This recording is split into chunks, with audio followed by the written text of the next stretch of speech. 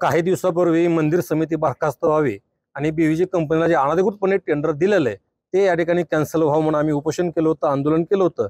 त्याच्याच धर्तीवर आज श्री विठ्ठल रुक्मिणी मंदिर समिती सहाध्यक्ष व सदस्यांची मीटिंग पंढरपूर भक्तिनिवास या ठिकाणी असता या ठिकाणी आलो असता त्या ठिकाणी घोषणाबाजी आम्ही करून मंदिर समिती बरखास्त झाली पाहिजे, बीव्हीजी कंपनी अनधिकृतपणे टेंडर झालं पाहिजे। कारण ज्या गोरगरिबांचा पैसा आहे तो पैसा जर तुम्ही असे 5-5 आणि 6-6 कोटी जर त्या ठिकाणी गोरगरिबांचा पैसा जर एखाद्या ठेकेदाराच्या घशात घालत असाल तर ते आमच्या पंढरपूर रहिवाशांना या ठिकाणी मान्य नाही।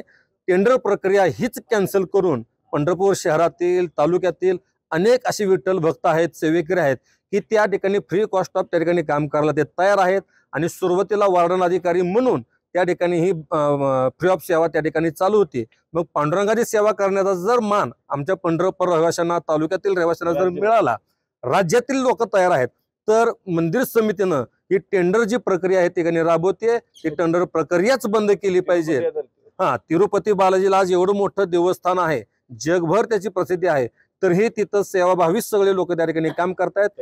त्याच पद्धतीनं पंढरपूर सुद्धा बालाजीचं प्रतिरूप म्हणून पांडुरंगाला बघितलं जातं, त्याच पद्धतीनं इथंही या ठिकाणी सर्व सेवाभावीच संस्था या ठिकाणी चालवावी, जेणेकरून गोरगरिबांचा आलेला पैसा त्यांच्याच सेवेसाठी लागला जाईल, या ठिकाणी ठेकेदारांचं घर भरलं जाणार नाही। ही जी पद्धत या ठिकाणी चालवतात ती मंदिर समितीने बंद करावी।